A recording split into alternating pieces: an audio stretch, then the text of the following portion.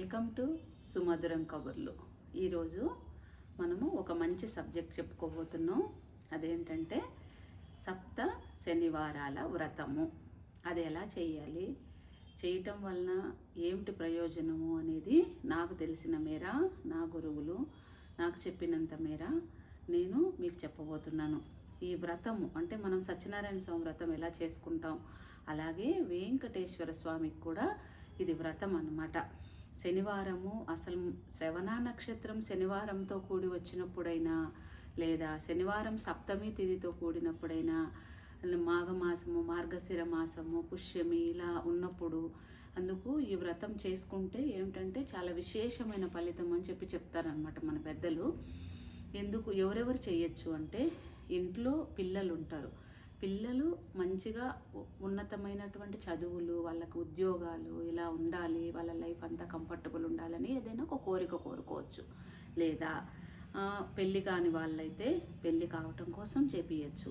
ఇల్లు కావాలంటే ఇల్లు కావాలని చేయొచ్చు. ఏదైనా సరే ఏ కోరిక ఉన్నా కూడా ముడుపు కట్టేటప్పుడు స్వామికి ఆ ముడుపులో ఆ వస్తువు, ఇప్పుడు సపోజ్ మనకి ఆరోగ్యం బాగాలేదు, ఒకవేళ ఏదైనా ఒక కాలు నొప్పి ఉంది, అప్పుడు ఏమిటంటే వెండివి చిన్న షాప్లో చిన్న అవయవానికి తగినట్టుగా చిన్నవి దొరుకుతాయి అన్నమాట. మనము శ్రీకాళహస్తికి అది వెళ్ళినప్పుడు హుండీలో వేస్తాం కదా కొనుక్కొని, అలాగే ఒకటి తెచ్చేసి ఈ ముడుపులో, స్వామి నాకు ఈ కాలు నొప్పిగా ఉంది, ఇది కొంచెం తగ్గించు నాయన, ఏ పాపం ఫలితమో ఇది వచ్చింది, నేను నా శక్తి మేర నేను పూజ చేసుకోగలుగుతున్నానని చెప్పి పూజ చేసుకొని అందరికీ చక్కగా. ఈ పూజ యొక్క ఉద్దేశం ఏంటంటే, మనం చేసేది వ్రతము అన్నప్పుడు ఏంటంటే భోజనం పెట్టాలి మన శక్తి మేర. కనీసం ఒక ఇద్దరికి, ఒక 5 మందికి, ఒక 7 మందికి, ఒక 10 మందికి, మన ఇష్టం, మనకు ఎంత చేత అవుతే అంత భోజనం అనేది కంపల్సరీగా పెట్టాలి. అలా పెట్టినప్పుడు మాత్రమే ఇది ఫలితం ఇస్తుంది. ఎందుకు? మనం చేసినటువంటి పాపాన్ని కరిగించాలి అని భగవంతుడికి ఒక ఆధారం ఉండాలి అన్నప్పుడు ఏంటంటే, మనం చేసినటువంటి పూజను అడ్డుపెట్టి ఆయన మనకున్న కర్మను కొంచెం కరిగిస్తాడనమాట. అందుకు ఆయనకు బిడ్డలందరూ ఒకటే కదా, ఒకరు ఎక్కువ ఒకరు తక్కువ కాదు కదా. మనం చేసుకున్న పాపాన్ని ఎలా కరిగిస్తాడు ఆయన? మనం చేసేటటువంటి పనుల వల్లనే కదా. అందుకు కనుక ఈ వ్రతము అలా ఏ ఇబ్బంది ఉన్నా కూడా ఎవరైనా సరే చేయవచ్చు. దానికోసం మనము ముందు రోజే ప్రిపేర్ చేసుకోవాలి. అంటే శనివారం చెయ్యాలి అన్నప్పుడు ఏమిటంటే శుక్రవారం నుంచే మన పనులు మొదలైపోతాయి అన్నమాట.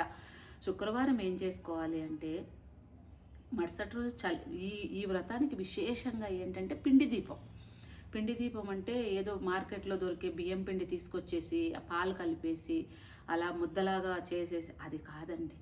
యాక్చువల్గా పిండి దీపం అంటే ఏమిటంటే చలిమిడి దీపం పెట్టాలి మనం. చలిమిడి అంటే ఏంటి? మంచిగా తడి బియ్యం అప్పుడప్పుడు మిక్సీకి ఆడించుకొని, చక్క బియ్యము మెత్తగా అయిన తర్వాత బెల్లము, నెయ్యి వేసి ముద్దగా చేసి దాన్ని దీపాల కింద చేసి, ఆ దీపాలలో నేతితో ఒత్తి అండి, 7 అయితే 7 ఒత్తులు, లేదా 2 పెట్టుకుంటాం అనుకోండి మనం, అప్పుడు ఏంటంటే ఒక దాంట్లో 4, ఒక దాంట్లో 3, లేదు ఒకటే దీపం పెట్టుకుంటాం అనుకోండి, అప్పుడు 7 ఒత్తులు కూడా ఆ దీపంలో పెట్టుకోవాలి. ఇది నియమం.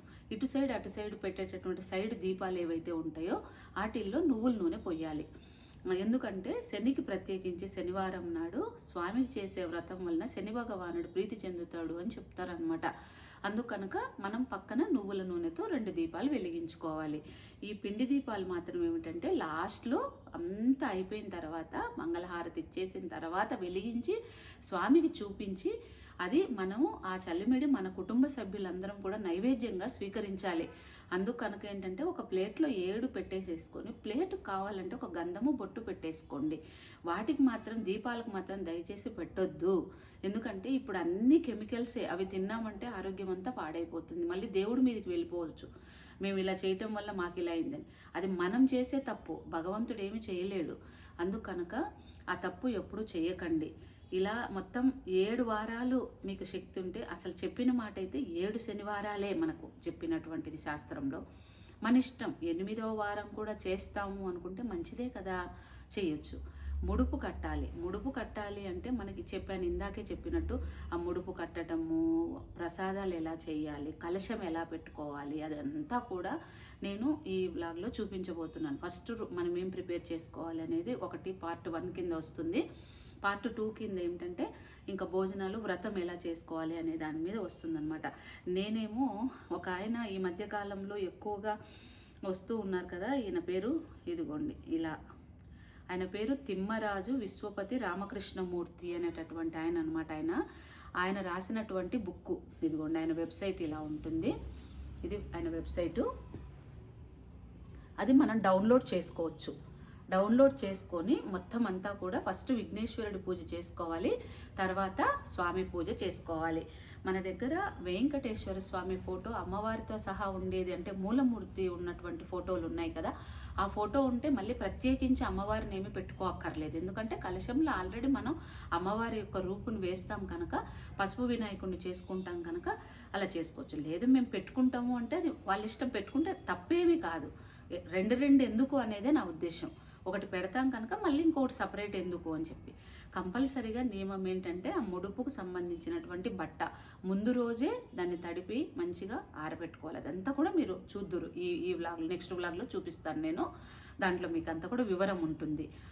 అది చేసుకోవాలి.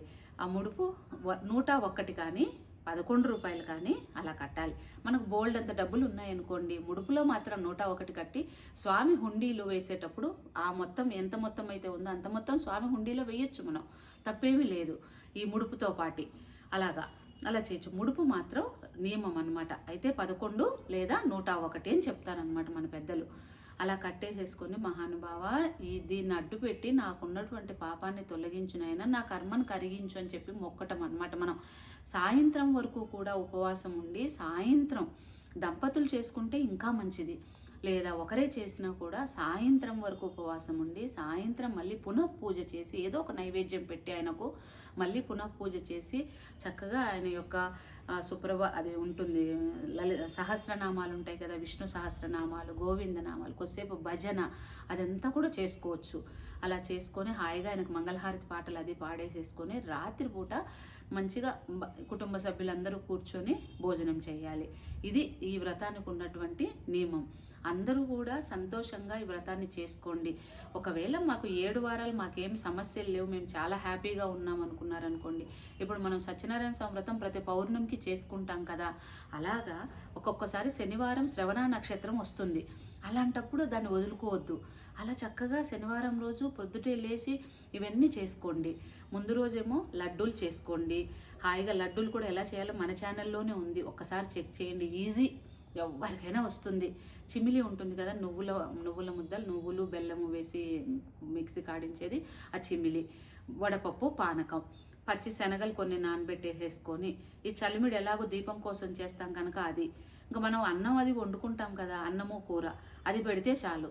విశేషంగా బోల్డ్ అన్ని పదార్థాలు పెట్టాలి అనేమీ లేదు, ఇంతవరకు పెడితే చాలు. ఆ లడ్డు ప్రసాదం ఎందుకు అంటే, మనం చక్కగా మన ఇరుగు పొరుగుకు స్వామి మేము పూజ చేసుకున్నాం, ఇదిగో స్వామివారి ప్రసాదం అని ఇవ్వటానికే తప్ప ఇంక వేరే ఉద్దేశం కాదు, అంతే. అందుకు కనుక అందరూ కూడా ఈ వ్రతాన్ని చేసుకోండి. మన 7 వారాలు చెయ్యాలి అంటే చేసుకోలేని వాళ్ళు కనీసం ఒక్కరోజు చేసుకొని భోజనాలు పెట్టుకోండి.